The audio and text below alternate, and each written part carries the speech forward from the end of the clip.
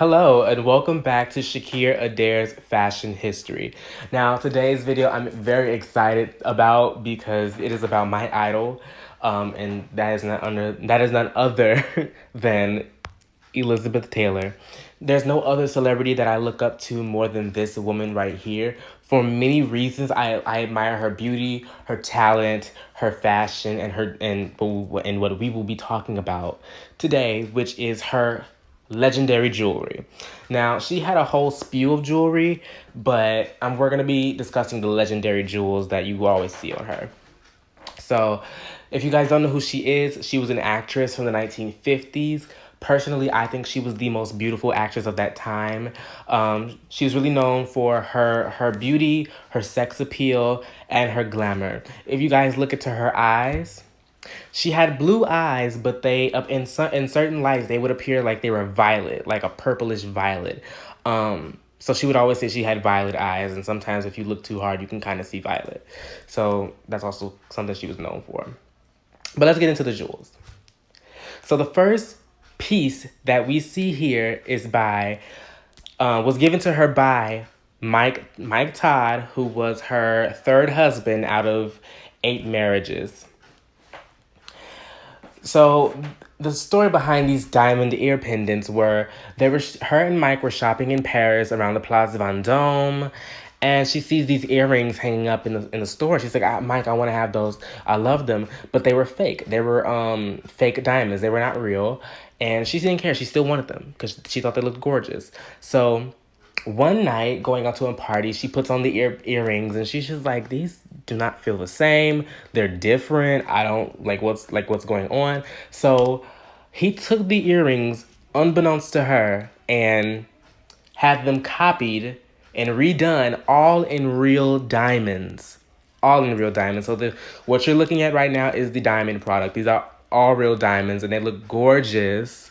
The next piece is the diamond tiara, also given to her by Mike Todd. I think Mike Todd was a husband that really gave her the most jewelry, but they didn't last too long because he eventually passed away in a plane crash. But he gave her some of the nicest jewelry, the most extravagant jewelry, him and Richard Burton.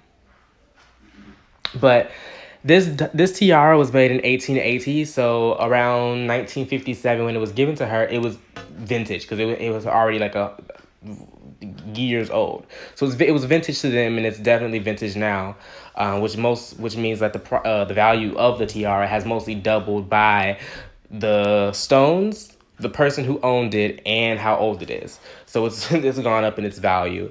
And she loved this tiara, and wore it all the time. The first time she wore it was to the Academy Awards when her husband won the Oscar for his production of Around the World in 80 Days, starring Marlene Dietrich. He gave her the tiara and said, "You are my queen, and I want you to wear this and feel like one." So this is her wearing the Mike Todd diamond tiara. I believe this is to the Academy Awards. And this is her in Paris wearing the tiara and the earrings. She looks stunning, absolutely freaking gorgeous. The next piece that was in her collection from the legendary jewels was also given to her by Mike Todd and is also by the jeweler Cartier. So these are diamond and rubies. This is a diamond and ruby necklace, and you can see how it's placed, which also came with a pair of diamond and ruby earrings and a diamond and ruby bracelet.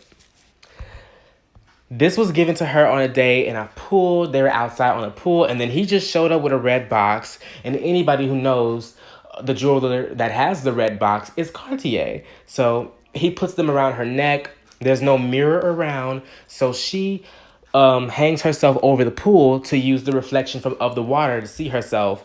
And she twirls around in the sun just so you can see how the diamonds and the rubies glare and sparkle. She compared her happiness to the quality of the sun of that day, which was gleaming. Here she is with Mike Todd, her husband, wearing the diamond and ruby necklace and earrings. The next piece, and I don't have a stock photo of it, but the next piece was the 29 carat, and I believe it's also by Cartier, the 29 carat engagement ring given to her by Mike Todd. After Mike Todd's death, Elizabeth got a little too comfortable with Eddie Fisher and they married. We all know the story behind that. She started having an affair with Richard Burton, and Eddie wanted to win back his wife. So he knew her love of jewelry was something so special. So he went and bought her a pair of diamond and yellow diamond earrings with pear-shaped yellow diamonds he bought for her. And he went and gave it to her that night at a dinner, and she looked at them and she, passed them to the next person. Like, yeah, that's cute. Anyways, which was, we can all say that's kind of harsh, but that's Elizabeth Taylor for you. And she kept them, and he was so disappointed that he sent her a bill for the earrings and said, "You pay for these earrings your damn self." This is Elizabeth Taylor wearing the pear-shaped yellow diamond earrings. And the person she's standing next to is actually the next husband that she married. Going on to one of the most famous pieces in her collection, the Diamond and Emerald set by Bulgari. So this set, which I think the first piece she acquired was this little brooch. That's a pendant, and also it's a brooch which can detach and attach to a necklace. And the diamond and emerald necklace came with the bracelet and the earrings, and also a ring. This is just the necklace by itself. And this is the brooch that she acquired with it. That was acquired with it. And this was given to her by her husband, Richard Burton, who was the next guy she married. This is Elizabeth on the set of her film, The VIPs in 1963, wearing the brooch, the earrings, and the brooch on her head. I believe that's also, I kind of believe that's a hair clip, actually. But that's that. This is the brooch by itself. And this is Elizabeth wearing the, also there's a ring that came with it. And that's Elizabeth wearing this set to the premiere of her movie, Cleopatra.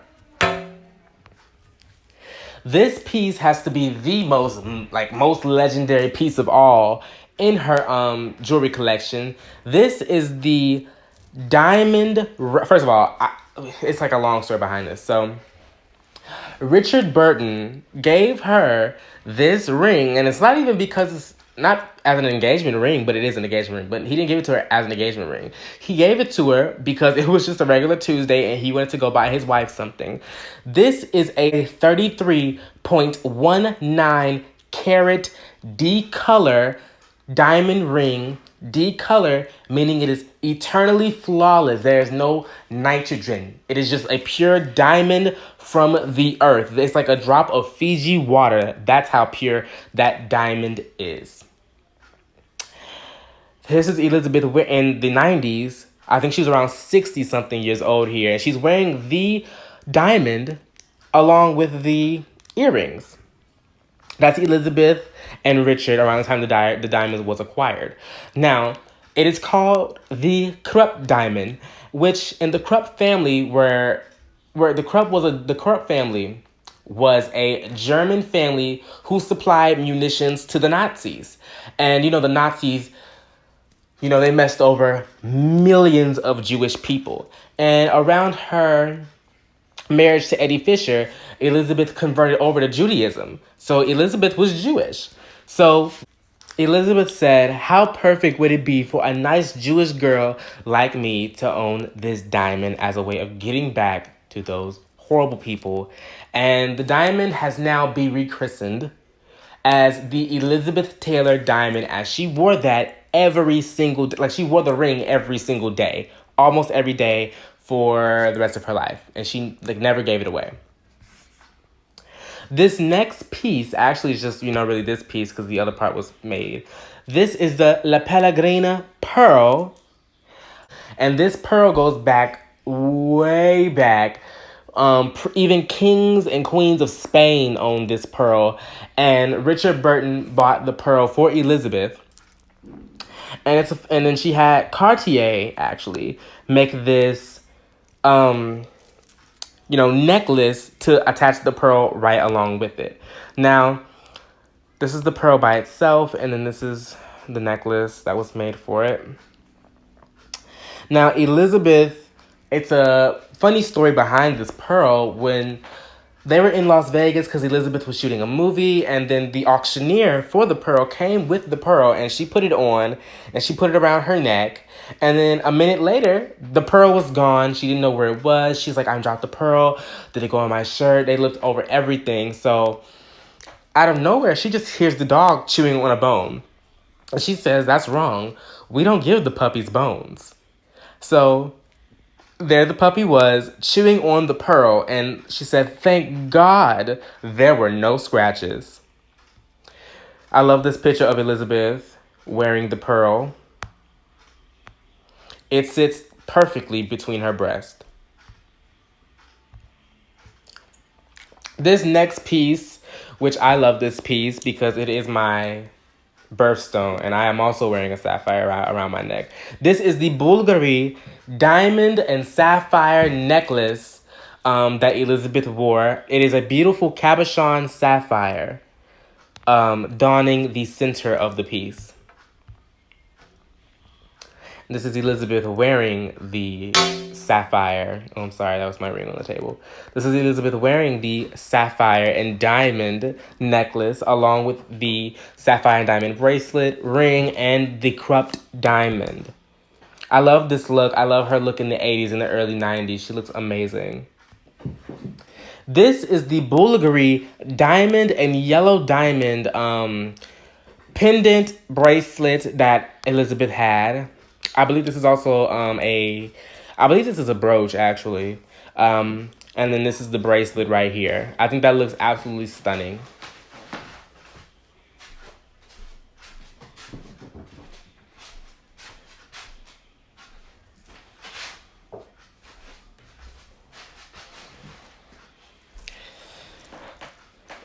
This is Elizabeth at the 1993 Academy Awards, where she accepted her honorary award, her honorary Oscar, and she is wearing a Valentino dress with Van Cleef & Arpels necklace. This next piece is a yellow diamond and diamond ring that Elizabeth acquired for herself by Lorraine Schwartz.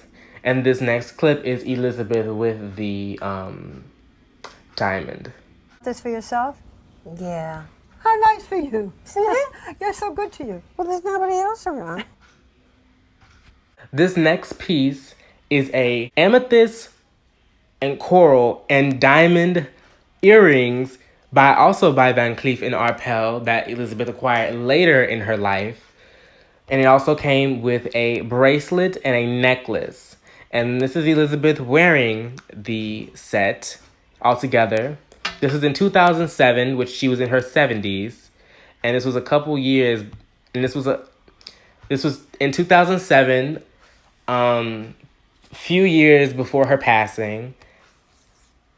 And even though she looks frail and weak and she was in a wheelchair, I think that she looks so gorgeous like she did in the 50s with the red dress and the fur. It screams nothing but glamour, and it screams nothing but Elizabeth Taylor. Elizabeth Taylor died on March 23rd, 2011, and the legend has burned out. Her legacy still lives on today for her jewelry, her movies, her beauty, her body, all of the above. But the star that shined so brightly for Elizabeth Taylor has now burned out. I'd also like to notice that Elizabeth Taylor does have her most famous line of fragrances, Perfume. The most known fragrance by her is called White Diamonds. Her perfumes were mostly named after the legendary jewels that were given to her. Like I said, the most famous one is white diamonds. There's white diamonds, diamonds and rubies, diamonds and emeralds, and my personal favorite, diamonds and sapphires, which I and my mother have both worn. There also is Elizabeth Taylor's first ever perfume that she ever came out with, Passion. And if you're a guy, there is Cologne Passion for Men. Elizabeth Taylor also has Black Pearls. Any purchase of her perfume, the proceeds go to the Elizabeth Taylor AIDS Foundation. And the foundation helps to fight AIDS and HIV amongst the LGBT and the African American community, because African Americans, as we all know, don't have enough resources to help with certain diseases. And Elizabeth knew that, and she took note of that, and she has noticed that. So please, if you guys can, they sell her perfume anywhere from Macy's to Walgreens to Marshall's, anywhere, and it's not expensive. I think the set would be more like $100 and something. But that is Elizabeth Taylor's perfumes, and this is the set that I have in my room. I have the diamonds and sapphires and the white diamonds. But if you guys can please go out and purchase a perfume, because all the proceeds go to the Elizabeth Taylor AIDS Foundation, which is very legendary, and you help fighting a good cause and keeping her legacy alive. Thank you guys for watching this video, and stay tuned for more fashion history videos.